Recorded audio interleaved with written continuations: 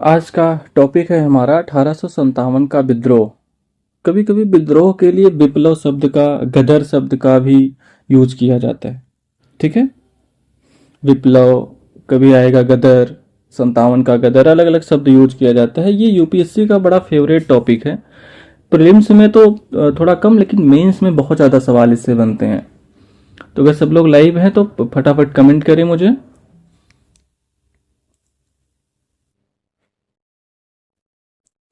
जब हम बात करते हैं 1857 के रिवोल्ट की, तो हमें पढ़ना क्या है इसके अंदर। तो पहला है कि हमें कारण का अध्ययन करना है। ठीक है, कारण के बाद हम अध्ययन करेंगे घटनाक्रम की। ये पूरी तरीके से तथ्य आधारित होगा, फैक्ट बेस होगा। झांसी की रानी कहाँ थी, तो ग्वालियर में थी, है ना। किस ब्रिटिश सेनापति ने झांसी की रानी के उपरोधों का दमन किया, तो यूरोज। ये तथ्यात्मक होगा एक तरीके से घटनाक्रम। बट इसका एक चार्ट बना दूंगा मैं, चार्ट आपके नोट्स में भी दिया हुआ है, एक मैं बना दूंगा ताकि आप कैसे उस तरीके से देख पाए। फिर इसके बाद हम सामाजिक आधार की बात करेंगे और क्षेत्रीय प्रसार की भी बात करेंगे। सामाजिक आधार और क्षेत्रीय प्रसार। आप एक आदत डाल देनी है इतिहास में, कोई भी बड़ा विद्रोह या कोई भी मूवमेंट हम पढ़ रहे हैं, उसमें ये दो बातों का विशेष तौर पर हमें ध्यान रखना है मेंस के लिए। लोगों की भागीदारी को ठीक से समझना है। ठीक है, ज्यादातर सवाल इसके इर्द गिर्द ही होते हैं मेंस के। ठीक है, फिर असफलता का कारण, इस विद्रोह के असफलता का क्या कारण रहा। फिर परिणाम की बात करेंगे हम, और इसमें कुछ डिबेट है, कुछ इश्यूज इन्वॉल्व हैं 57 के रिवोल्ट को लेकर के। जैसे क्या इसे राष्ट्रीय विद्रोह कहा जाए, तो हम पहले थोड़ा एक राष्ट्रीय कॉन्सेप्ट समझेंगे। ठीक है, इसी तरीके से एक इशू और इन्वॉल्व है कि इसको लेकर के क्या ये सैनिक विद्रोह था। ठीक है, ऐसे ही सभ्यता बर्बरता के बीच संघर्ष था। ऐसे करके ना कुछ स्टेटमेंट वगैरह हैं, कुछ आइडियाज हैं, जो डिबेट चलता है उसमें कुछ कॉमन डिबेट है, जिसमें मेंस में क्वेश्चंस पूछे गए हैं, पूछे जा सकते हैं। तो 57 के रिवॉल्ट में हमें इन सब टॉपिक्स को कवर करना है। पहले 2-4 मिनट की एक छोटी सी कहानी मैं आपको बता देता हूं। मंगल पांडे का नाम तो सभी ने सुना होगा, पिक्चर देखी होगी, है ना। हुआ क्या था कि अंग्रेजों ने धीरे धीरे लगभग पूरे हिंदुस्तान को जीत लिया है। और डलहौजी के समय आपको याद होगा कि डलहौजी ने बहुत एग्रेसिव पॉलिसी अपनाई थी। कोई भी डलहौजी अवसर नहीं चूक रहे थे किसी भी क्षेत्र के विलय का। और उसी प्रक्रिया में 1856 में डलहौजी ने अवध का विलय किया था। रिमेंबर, आपको याद होगा कि ये हमारा अवध उत्तर प्रदेश वाला एरिया हो गया है ना। इन सब क्षेत्रों में नागरिक विद्रोह हो रहे हैं पहले से, समझ रहे हैं बात को। इन सब क्षेत्रों में, चूंकि अब तक क्षेत्रों जो है पूरा का पूरा विस्तार था, उसमें अवध की बहुत बड़ी भूमिका थी। आपको याद होगा 1765 में क्लाइव ने एक संधि की थी, 1801 में वेलेस्ली ने एक संधि की थी, याद है ना सभी को। ऐसे करके अवध और बंगाल की आर्मी ने यहाँ की लोगों की अहम भूमिका थी। जब अवध का विलय हुआ तो लोगों में बड़ा असंतोष, गुस्सा था, और ये धीरे धीरे रिवोल्ट में परिवर्तित हो गया। तो घटनाक्रम की शुरुआत कुछ ऐसे हुई कि एक नया राइफल इंट्रोड्यूस किया गया था ब्रिटिश सेना के अंदर। ठीक है, एक नया राइफल इंट्रोड्यूस किया गया था। कोई बता सकता है नाम क्या था उसका? इनफील्ड राइफल था। उसमें जो कारतूस यूज की जानी थी, उस कारतूस में गाय और सुअर की चर्बी मिली हुई थी। इस बात के भी पूरे प्रमाण हैं, लोगों को पता था कि भाई ठीक है ऐसा है। इसी मुद्दे को लेकर के मार्च 1857 में मंगल पांडे ने रिवोल्ट किया, कुछ ब्रिटिश अधिकारियों को मारा और इन्हें फांसी की सजा दी गई। कलकत्ता में एक जगह है, वहां नजदीक में बैरकपुर, वहां के आर्मी एरिया में इन्होंने रिवोल्ट किया था। इसी मुद्दे को लेकर के मेरठ में एक कैंट है, उस समय भी था, अंग्रेजों के समय में भी। तो मेरठ कैंट में भी तीसरी घुड़सवार सेना के लोगों ने बंदूक गोली लेने से मना कर दिया कि भाई इससे हमारा धर्म भ्रष्ट हो जाएगा। अंग्रेजों ने क्या किया कि सैनिकों को, मतलब जो ब्रिटिश अधिकारी थे, बंदी बना लिया तो जिन सैनिकों को बंदी बना लिया गया था उनको छुड़ाने के लिए मेरठ के दूसरे सैनिकों ने 10 मई को विद्रोह कर दिया। और विद्रोह करने के साथ ही जो मेरठ के सैनिक थे वो वहां से दिल्ली की तरफ प्रस्थान कर गए, लाल किला में। और बहादुर शाह जफर को उन लोगों ने क्या किया, नेता घोषित कर दिया।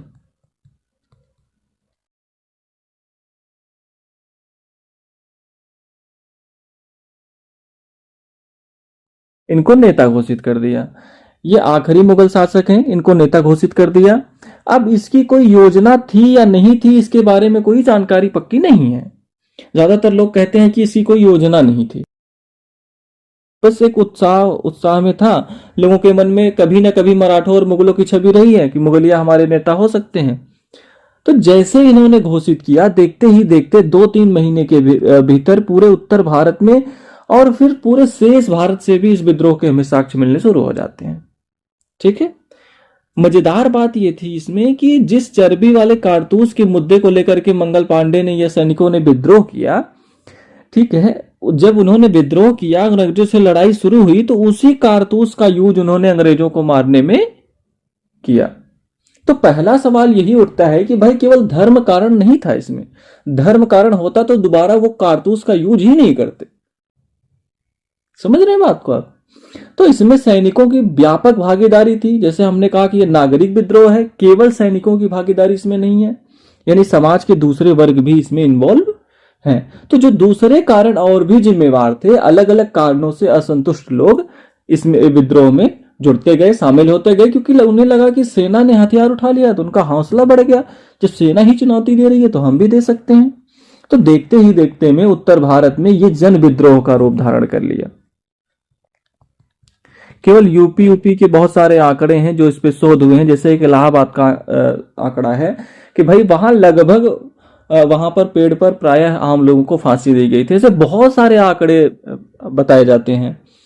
शुरू में माना गया था कि केवल उत्तर भारत का विद्रोह था ये, बट जो आधुनिक शोध है उसमें पूरी जानकारी मिलती है कि केरल से भी इसके एग्जाम्पल हैं, हैदराबाद से भी हैं, मद्रास से भी हैं, महाराष्ट्र से भी हैं, बंगाल से भी हैं, असम से भी हैं। वो इम्पैक्ट नहीं था जो इम्पैक्ट उत्तर भारत में था, लेकिन अब इस विद्रोह के साक्ष्य पूरे हिंदुस्तान से मिलते हैं। ये धीरे धीरे ये बात फैलती चली गई कि अंग्रेजों को अब निकालने का वक्त आ गया है। तो जो गुस्सा था वो हथियार उठा करके प्रशासन हो, अंग्रेज हो, जो दिखा उसको मारना शुरू कर दिया। तो देखते देखते देशव्यापी आंदोलन हो गया। ठीक है, इसमें जितने भी लोगों ने भाग लिया तो था अपने अपने पर्पज से, अभी देखेंगे उसको हम। बट एक लहर चली अंग्रेजों को निकालने की, पूरे देशव्यापी लहर, उत्तर भारत में तो खास करके। तो 100 वर्षों में पहला ऐसा कोई रिवोल्ट था जहां अंग्रेजों को निकालने की एक लहर उत्तर भारत और पूरे देश में किसी न किसी रूप में दिखाई देने लगी। तो कहा जाता है कि भारत में राष्ट्रवाद की भी बुनियाद यहीं से मानी जाती है। शिक्षा का विकास भी अपनी प्रारंभिक अवस्था में था, थोड़ा आगे धीरे धीरे ग्रेजुअली बढ़ रहा था। इससे भी थोड़ी चर्चा होती है कि लोग कितने जागरूक थे, नहीं थे, बहुत सारी बातें आती हैं इसमें। तो उसी में फिर घटनाक्रम आ जाएगा। फिर दिल्ली में बहादुर शाह थे, ठीक है, काफी उग्र हो गए थे, उम्र हो गई थी उनकी, 80 साल से ऊपर के थे, और सैनिकों ने उनको नेता घोषित किया था। तो अंग्रेजों ने उन पे मुकदमा चलाया था विद्रोह के बाद कि भाई आपने एक तरीके से गद्दारी की है हमारे साथ। तो बहादुर शाह ने कहा कि हमें पता ही नहीं था कि सैनिक क्यों विद्रोह कर रहे हैं, और जितने भी आदेश जारी हुए हैं मेरे नाम पर सब बंदूक की नोक पे जारी करवाए गए हैं। जब मैं नहीं करता था तो सैनिक मुझसे नाराज हो जाते थे। तो खैर उनको बर्मा निष्कासित किया गया 1862 में, वहीं उनकी मृत्यु हो गई। अब एक पीछे 2-4-5 वर्षों से परंपरा बन गई है कि हमारे प्रधानमंत्री जब भी बर्मा जाते हैं, एक बार जहां उनको दफनाया गया है वहां जरूर जाते हैं। गड़े मुर्दों को उखाड़ना इतिहास में चलता रहता है। ठीक है, तो ये बताने के लिए कि देखो इतिहास में संबंध हमारे कितने प्रगाढ़ हैं। भाई हमारे शासक जो थे उनको भी दफनाया गया है यहां ला करके। तो रंगून से वैसे बड़ा पुराना रिलेशन है, बहुत पुराना रिलेशन है, बर्मा रंगून। ठीक है, गाना याद है ना सभी को? तो बहुत पुराना रिलेशन है ना? तो ऐसे ही जैसे झांसी में लक्ष्मीबाई हो गई, पेशवा आपको याद होगा 30वें मराठे युद्ध के बाद पेशवा को अवध के इलाके में लाया गया था। तो कानपुर में पेशवा हो गए, लखनऊ में बेगम हो गई, बिहार में भी एक संतोष जमींदार थे, कुंवर सिंह जी, कोटा में, हरियाणा में, मेरठ में, यूपी के अलग अलग शहरों में, यूपी के तो हर छोटे बड़े शहरों में आंदोलन चला था ये। यूपी ही इसका हार्ट था, उसके सराउंडिंग्स एरिया में वहां इंटेंसिटी ज्यादा थी। अंग्रेजों ने क्या किया था कि करीब 21,000 छोटे बड़े जमींदारों की जमींदारियां जब्त कर ली थी यूपी में। 75,000 सैनिक हो गए, 21,000 ये हो गए, 1 लाख तो यही हो गए। ज्वाइंट फैमिली थी, 10-10, 15-15 लोग भी हो गए तो 15 लाख तो यही हो गए।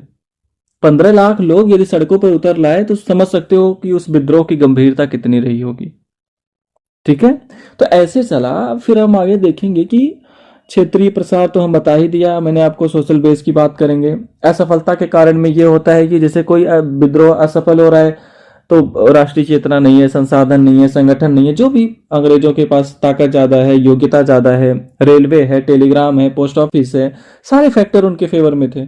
दुनिया की सबसे शक्तिशाली सरकार थी वो उस टाइम, उस समय। पॉइंट्स देखेंगे, परिणाम। अब तक जो भी विद्रोह हुआ अंग्रेजों पे फर्क नहीं पड़ा था, इस विद्रोह से अंग्रेजों पर बहुत फर्क पड़ा, उनकी पूरी पॉलिसी चेंज हो गई। अंग्रेजों की पूरी पॉलिसी चेंज हो गई। इसी पे 2016 मेंस में एक सवाल भी आया था, 16-15 देख लीजिएगा। 57 के बाद ब्रिटिश नीतियों में व्यापक बदलाव आए। ठीक है, एक क्वेश्चन आया था अभी मेंस में इस पे, 20 में भी। इसको लेकर के डिबेट है, वो डिबेट तो अलग सेंस में आ जाएगा। हमने बात की, शुरुआत कारण से की कि चर्बी वाले कारतूस के मुद्दे पर विद्रोह की शुरुआत हुई। Got it. बट उसी की चर्बी का प्रयोग सैनिकों ने किया, यानी कारण और भी मौजूद थे। जब हम कारण का अध्ययन करते हैं तो दो भागों में बांट करके इसको देखते हैं।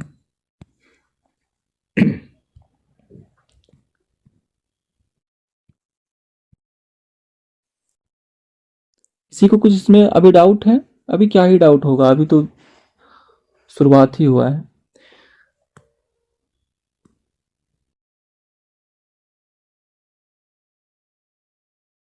इसके अगर हम कारण की बात करें,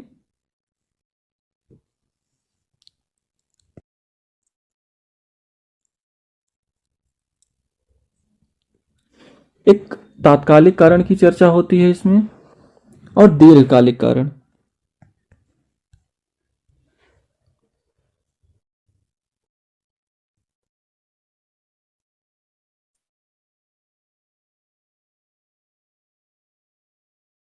दीर्घकालिक और तात्कालिक कारण। ठीक है,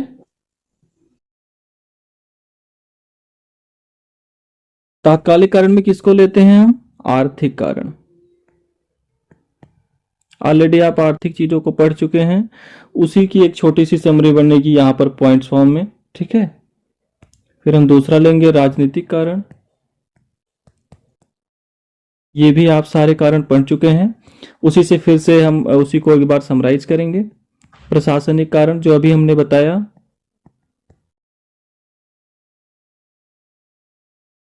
सामाजिक कारण जिसका जिक्र हम थोड़ी देर पहले कर रहे थे। धार्मिक कारण।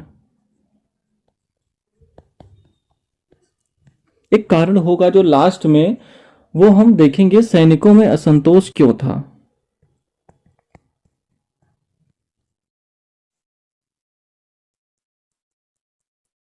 लास्ट पॉइंट जो हम लेंगे, सैनिकों में असंतोष, ये भी आप कारण के तौर पे जानते हैं। और तात्कालिक कारण में होगा चर्बी वाले कारतूस का मुद्दा।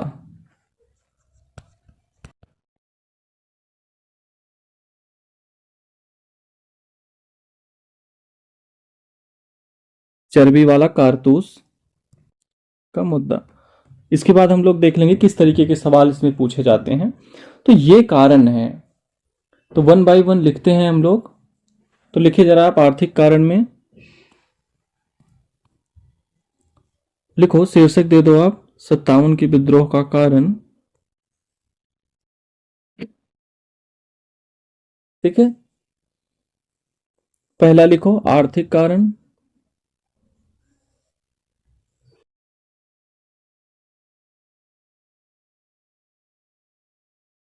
पहला आप लिख लो आर्थिक कारण।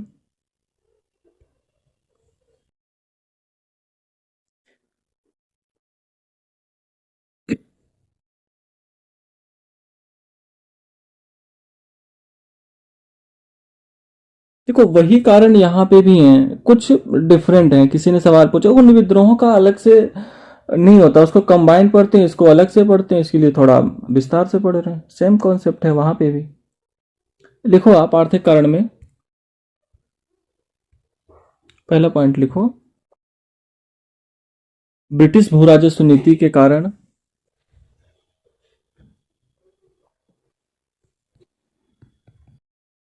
अपेक्षाकृत छोटे एवं भूमिहीन किसानों में व्यापक असंतोष,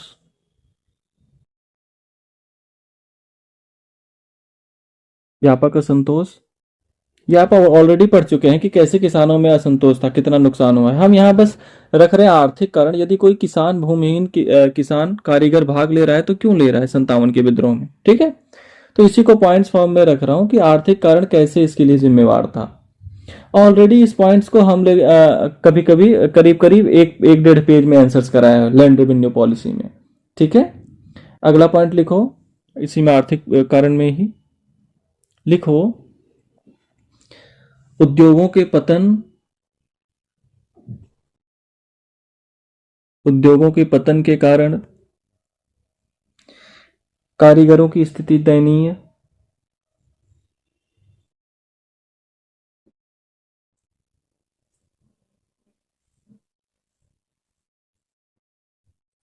कारीगरों की स्थिति दयनीय, ठीक है। ये भी हम डिस्कस कर चुके हैं, याद है सभी को। उद्योगों का पतन हुआ तो उसका क्या परिणाम हुआ, बेकार हो गए, भूमि पर निर्भरता बनी, इनका शोषण अधिक हुआ, वैकल्पिक रोजगार नहीं मिल पाए इनको शहरों में। हम सारी चीजें डिस्कस कर चुके हैं। अगला पॉइंट लिखो, नेक्स्ट पॉइंट लिखो, संसाधनों पर ब्रिटिश नियंत्रण के कारण, ब्रिटिश नियंत्रण के कारण पारंपरिक अभिजात्य वर्ग की, पारंपरिक अभिजात्य वर्ग की,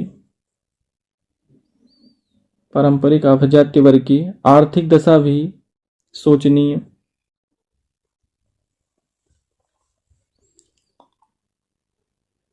पारंपरिक अभिजात्य वर्ग की आर्थिक दशा भी शोचनीय तथा राज परिवारों पर निर्भर, तथा राज परिवारों पर निर्भर, राज परिवारों पर निर्भर कलाकारों, कलाकारों एवं धार्मिक वर्ग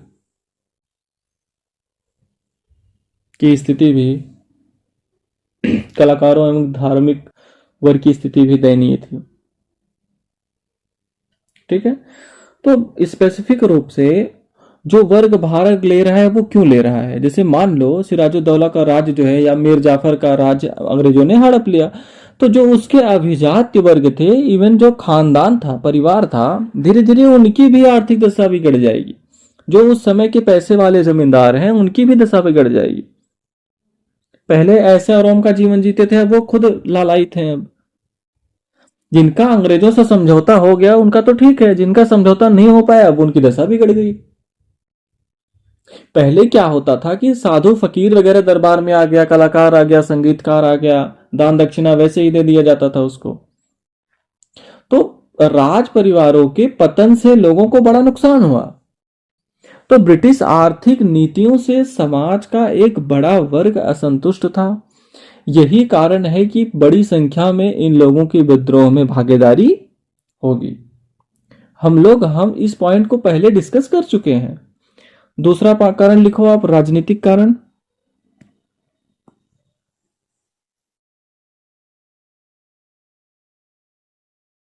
इसको भी पॉइंट्स फॉर्म में लिखेंगे।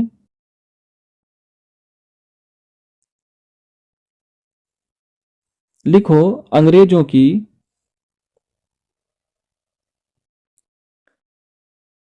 विस्तारवादी नीति से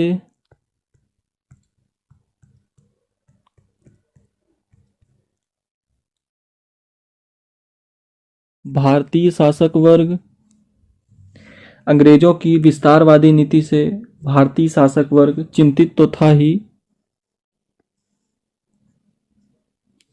विस्तारवादी नीति से चिंतित तो था ही, फिर भी चिंतित तो था ही, फिर भी बड़ी संख्या में शासकों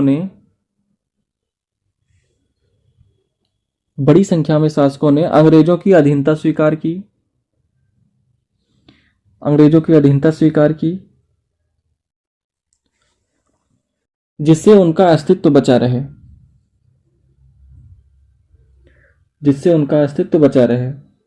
जैसे सहायक संधि के द्वारा।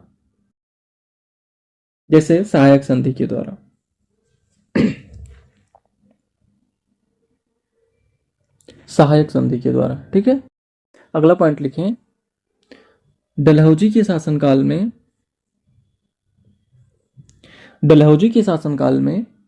थोड़ा फास्ट लिखें, अत्यंत ही आक्रामक नीति अपनाई गई।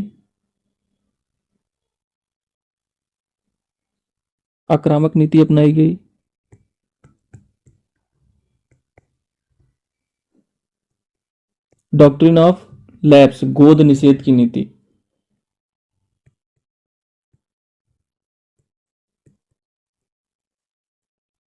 ठीक है, डॉक्ट्रिन ऑफ लैप्स के द्वारा अंग्रेजों पर निर्भर राज्यों को हड़पा गया। यह एक प्रकार से देसी राज्यों के पूर्णतः उन्मूलन की दिशा में कदम था।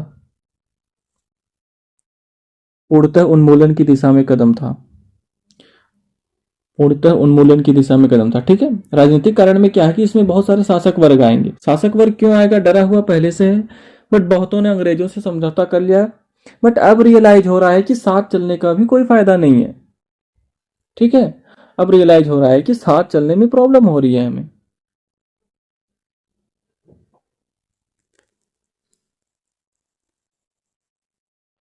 ठीक है, गॉट इट? यहां तक आगे लिखें आप, जरा उससे आगे लिखें, राजनीतिक कारण में ही अगला पॉइंट लिखें आप। राजनीतिक कारण में अगला पॉइंट लिखें, लिखो कर्नाटक, सूरत,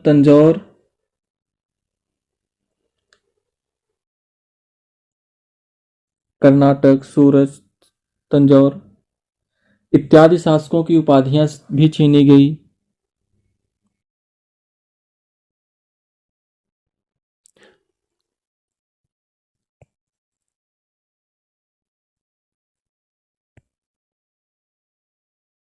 ये सारे शासकों की उपाधियां छीन ली गई, लेकिन इतना ही नहीं, देखिए आगे, इतना ही नहीं, पेशवा बाजीराव द्वितीय के दत्तक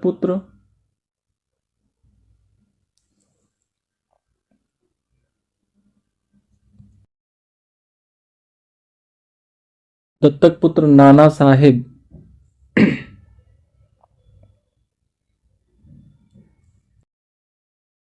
पेंशन देने से इनकार किया गया। नाना साहेब को पेंशन देने से इनकार किया गया।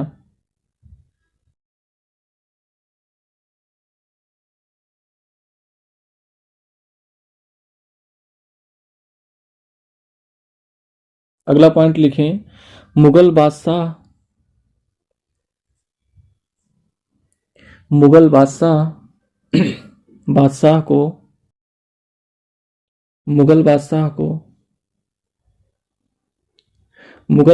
के उत्तराधिकारी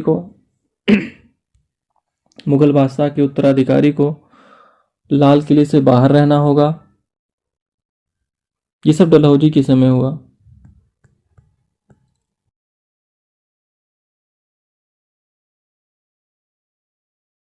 तथा केनिन ने यह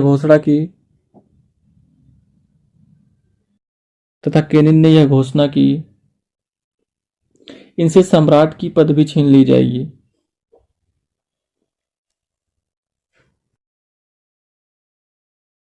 केनिन ने यह घोषणा की कि इनसे सम्राट का पद भी छीन लिया जाएगा। लिखें, इन कार्यों से भारतीय शासकों की बेचैनी बढ़ी। बेचैनी तो देखो पहले से ही बढ़ा रखा था इन लोगों ने, ये कहा कि अब अवशेष की भी जरूरत नहीं है, तुम टाइटल मत लो, तुम पेंशन मत लो, तुम महल में क्यों रह रहे हो।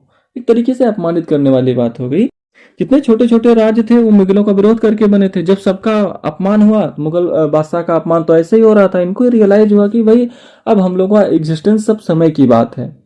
तो जब रिवोल्ट शुरू होगा तो बड़ी संख्या में जिनको अंग्रेजों से नुकसान हुआ था वो शासक विद्रोह में शामिल हो जाएंगे। जिनको फायदा होगा अभी भी जो बचे हुए हैं साथ देंगे, दोस्ती निभाएंगे वो।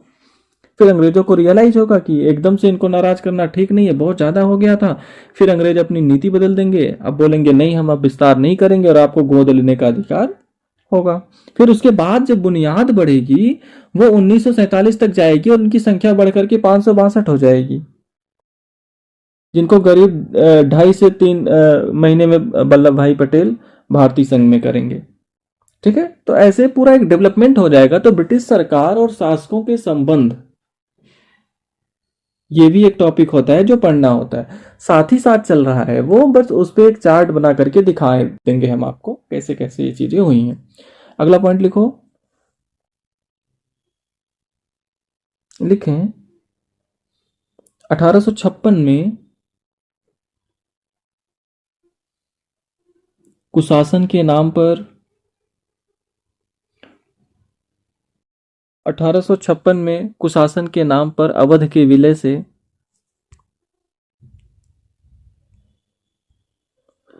1856 में कुशासन के नाम पर अवध के विलय से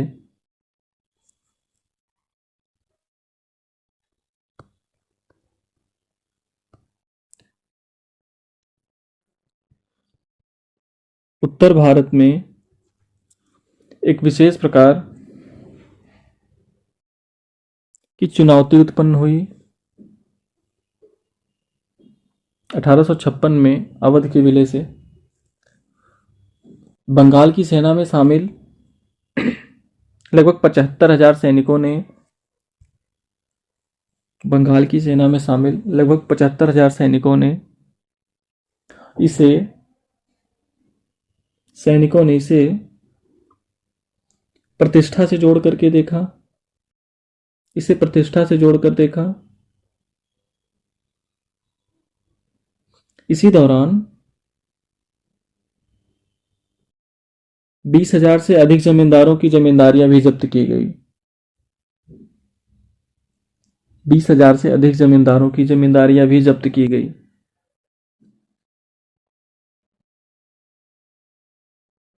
ठीक है,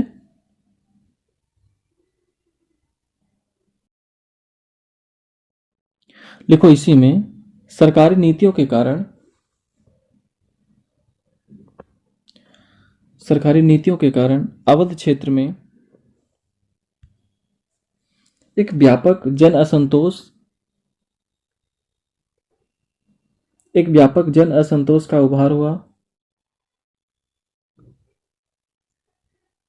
ठीक है, तो अलग से अवध फैक्टर की चर्चा होती है। आम लोग तो परेशान हैं ही, खास लोग भी परेशान हैं। अवध का हर व्यक्ति चाह रहा है कि अंग्रेजों को निकालना है अब, यानी कई सारे डिस्ट्रिक्ट के लोग हैं, तो एक बड़ी चुनौती सामने आ गई है।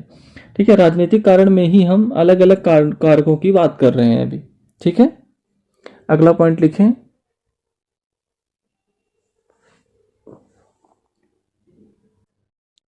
लिखें एक तरफ ब्रिटिश नीतियों से असंतोष व्याप्त था,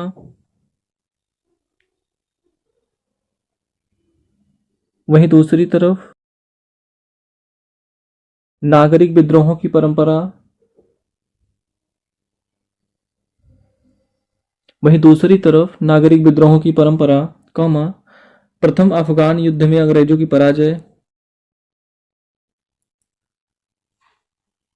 प्रथम अफगान युद्ध में अंग्रेजों की पराजय तथा संथाल विद्रोह के दौरान,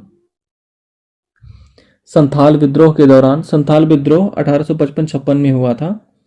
संथाल विद्रोह के दौरान संथालियों की आक्रामक भूमिका ने असंतुष्ट लोगों को प्रेरित किया। आक्रामक भूमिका ने असंतुष्ट लोगों को प्रेरित किया। ठीक है, असंतुष्ट लोगों को प्रेरित किया। ये सब असंतोष का कारण है। जब मन में गुस्सा होता है ना, कहीं की कोई घटना प्रेरणा दे जाती है। फर्स्ट वर्ल्ड वॉर याद है सभी को, कब हुआ था? ठीक है, 39 से 40। उसमें बड़ी संख्या में ब्रिटिश सैनिक मारे गए थे, भारतीय सैनिक भी थे। तो जो लोग गए थे युद्ध में, अवध वाले भी गए थे, जो बच गए थे, कहानी तो सबको पता थी ही कि अंग्रेजों को मारा तो जा ही सकता है। ये बात सैनिकों को तो पता कम से कम है ही ना कि अंग्रेजों को मारा जा सकता है। सैनिकों को पता है तो परिवार वालों को भी पता है। इसी तरीके से जैसे नागरिक विद्रोह हो रहे हैं, मान लो अलग अलग दौर में, तो यह है ही कि उस विद्रोह के दौरान अंग्रेजों को भी चुनौती दी जा रही है। 1855-56 में संथाल जनजाति, जो झारखंड और बिहार में जो भागलपुर का एरिया है, वहां पर एक विद्रोह हुआ था, जनजातीय विद्रोह। इस विद्रोह के दौरान भी बड़ी संख्या में ब्रिटिश सैनिक और अधिकारी मारे गए थे। संथालों की भी मृत्यु हुई थी। तो इससे भी ये धारणा, जो कि यही क्षेत्र है जहां पर विद्रोह हुआ है, तो जो अलग थलग रहने वाले, जो आदिम समाज के लोग हैं, वो भी चुनौती दे सकते हैं अंग्रेजों को। तो जब बेचैनी बहुत ज्यादा बढ़ेगी, असंतोष असहनीय होगा, तो इस तरीके से घटनाएं प्रेरणा देती हैं। मोटिवेशन का मतलब समझते हैं ना सब भी? जैसे आपका रूम पार्टनर निकाल ले, तो आप मोटिवेट होंगे या डीमोटिवेट होंगे? देखो, बड़ा खतरनाक सवाल है ये। सिचुएशन पर डिपेंड करेगा, है ना? भाई, आपका रूम पार्टनर जिसके साथ आप रोज आ रहे हैं जा रहे हैं, आपसे पहले वो निकाल ले, आपको अच्छा लगेगा या बुरा लगेगा? ठीक है, दोनों लगेगा ना। It's very good. आंसर मुझे नहीं जानना है, ये तो आंसर मैंने पूछा है। आप जो कह रहे हैं, आपके बगल में कहने हुए मित्र को जानना है। आप उनके बारे में कैसा सोचते हैं, है ना? एक ओपिनियन रखिएगा आप। जो लोग स्मार्ट हैं वो चुप रह गए कि भाई पड़ोसियों को बताना नहीं है कि मुझे कैसा लगेगा। खैर, तो ऐसे ना कोई कारक किसी न किसी को प्रेरित करता है। ठीक है, तो इस घटना से भी कुछ संचार हुआ, तो राजनीतिक कारण जिसे हमने लिया। अगला पॉइंट लिखे, प्रशासनिक कारण।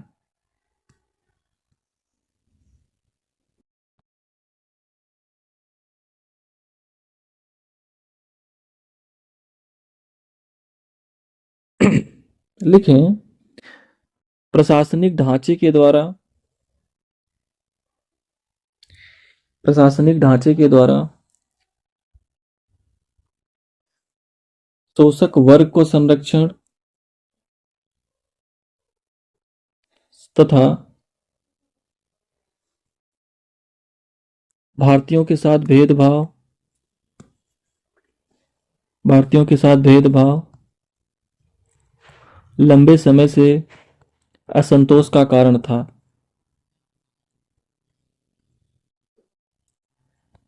क्योंकि जब विद्रोह होगा, प्रशासन के जितने भी प्रतीक है ना, सबको टारगेट किया जाएगा। पुलिस स्टेशन को, रेलवे को तो बहुत नुकसान नहीं पहुंचाएंगे इस समय, और जो जो सिंबल होंगे प्रशासन के, न्यायिक ढांचा वगैरह, सबको डैमेज किया जाएगा, जिसमें सरकार का इन्वॉल्वमेंट होगा। अगला पॉइंट लिखो, सामाजिक कारण। सामाजिक कारण, सामाजिक कारण लिखें, 19वीं सदी के पूर्वार्ध में ब्रिटिश सरकार के द्वारा, 19वीं सदी के पूर्वार्ध में ब्रिटिश सरकार के द्वारा शिक्षा के विकास तथा समाज सुधार के लिए कुछ कदम उठाए गए।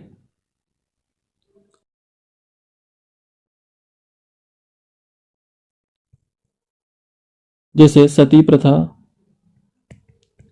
एवं विधवा विवाह से संबंधित कानून,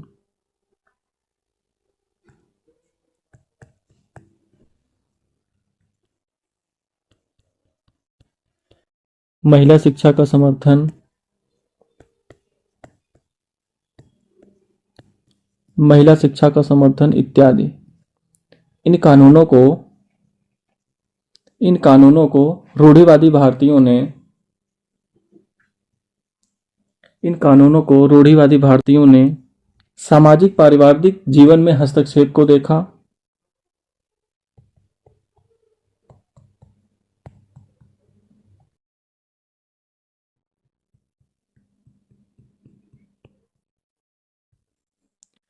हस्तक्षेप को देखा और यह भी विद्रोह का एक महत्वपूर्ण कारण बना।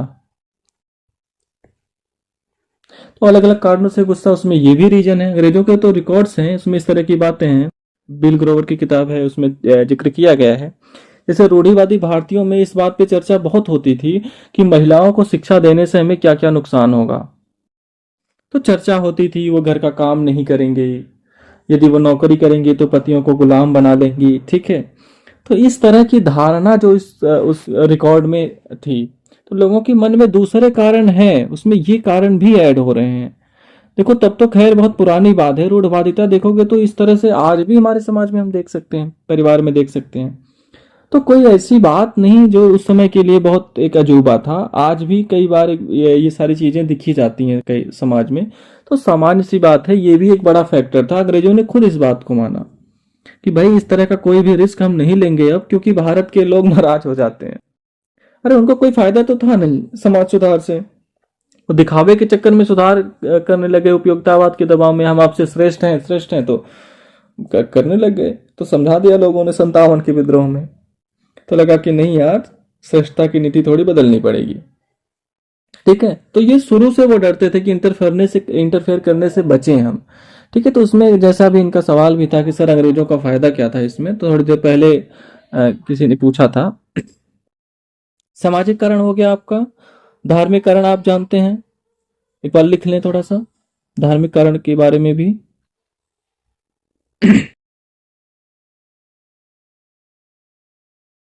देखिए, सरकार एवं ईसाई मिशनरियों के धार्मिक नीतियां भी,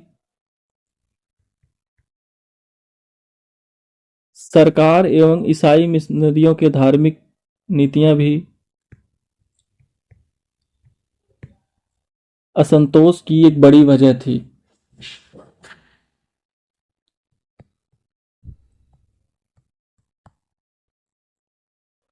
असंतोष की एक बड़ी वजह थी।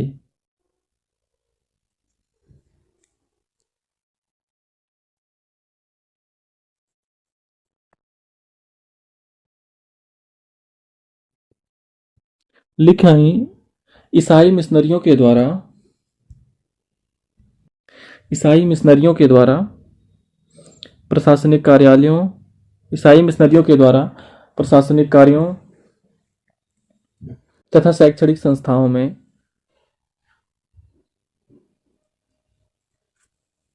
सरकारी सहयोग से धर्म प्रचार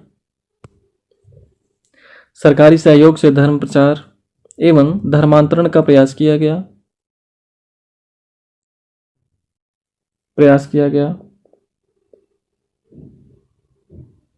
लिखें 1850 में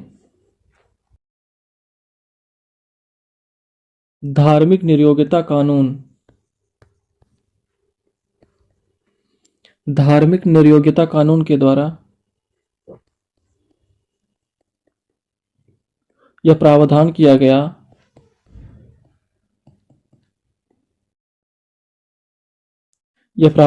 गया कि ईसाई धर्म अपनाने के बावजूद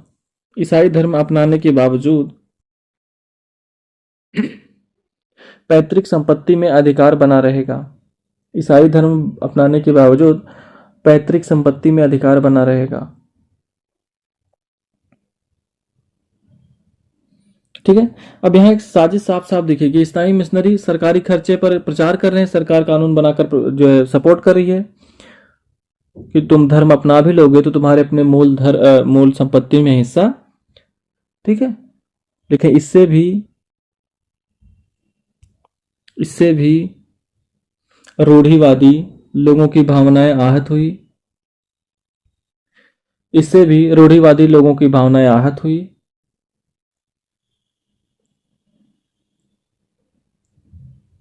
ठीक है। अब लिखो सैनिकों में असंतोष।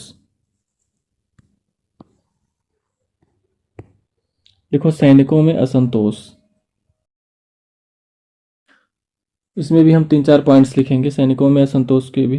ब्रिटिश नीतियों के कारण, विभिन्न कारणों से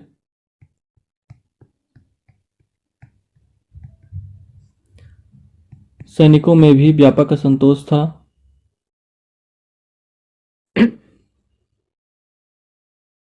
पॉइंट्स में लिख लें आप, जैसे आम लोगों की दयनीय दशा का सीधा प्रभाव सैनिकों पर दिखाई पड़ता, सैनिकों पर देखा जा सकता है।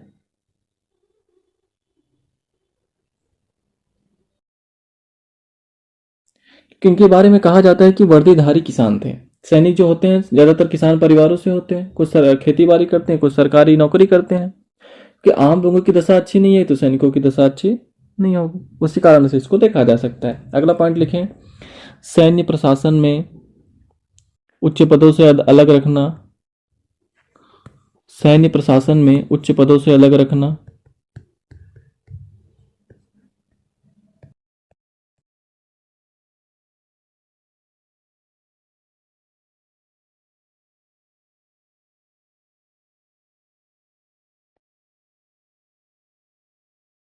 उच्च पदों से अलग रखना, अपमानित करना। अगला पॉइंट लिखें, जाति एवं धार्मिक प्रतीकों के प्रयोग पर नियंत्रण, धार्मिक प्रतीकों के प्रयोग पर नियंत्रण।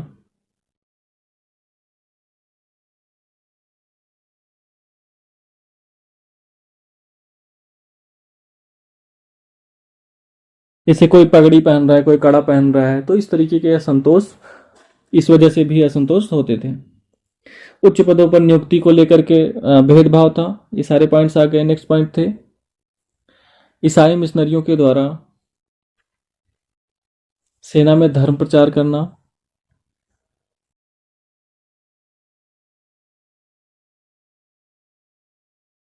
धर्म प्रचार करना।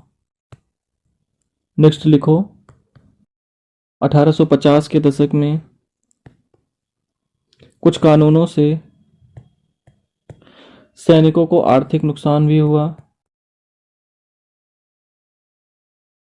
जैसे 1854 में निःशुल्क डाक की सुविधा समाप्त कर दी गई, निःशुल्क डाक की सुविधा समाप्त कर दी गई।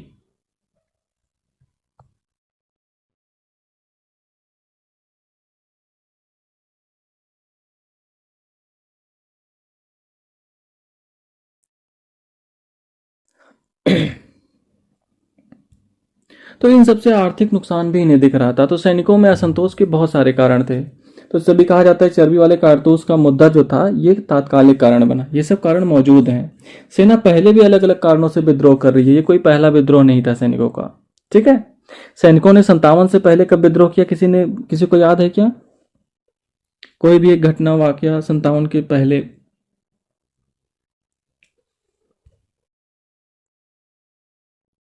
कहीं भी आपको अगर याद आ रहा हो।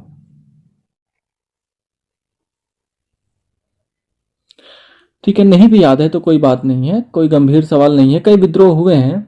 1806 का बिल्लौर विद्रोह है, बैरकपुर विद्रोह है, 1844 का विद्रोह है। बहुत सारे अलग अलग कारणों से सैनिकों ने विद्रोह किया है, कोई नई बात नहीं है। ठीक है, तो दीर्घकालिक कारण की एक लिस्ट बन गई है ना। आज जो कुछ भी हमने पढ़ा उसको एक बार हम माइंड अप कर लेते हैं। ठीक है, पहले एक बार माइंड अप कर लेते हैं। क्लास की शुरुआत जो चर्चा हुई थी वो 1857 के विद्रोह से हुई थी। उसका हमने कारण देखा। हमने देखा कि कैसे हम इन विद्रोहों को पढ़ते हैं। उसमें कारण पढ़ा जाता है, घटनाक्रम, सामाजिक आधार, क्षेत्रीय प्रसार, सफलता का क्या, असफलता के क्या कारण रहे, उनका परिणाम क्या हुआ और इससे जुड़े विवाद। ठीक है, और इसके हमने दीर्घकालिक कारणों में जो है आर्थिक कारण, इसके बाद राजनीतिक कारण, प्रशासनिक कारण, सामाजिक कारण, धार्मिक कारण, सैनिक असंतोष, ये सारी चीजें हमने पढ़ ली है। अब हम अगले वीडियो में चर्चा करेंगे घटनाक्रम, सामाजिक जो है आधार और इसका क्षेत्रीय प्रसार, असफलता के जो भी बचे हुए हमारे टॉपिक्स हैं उनको। तो अगर वीडियो आपको पसंद आया तो प्लीज़ चैनल को लाइक करें, शेयर करें, सब्सक्राइब करें, अपने दोस्तों के साथ खूब जो है इसको शेयर करें। धन्यवाद।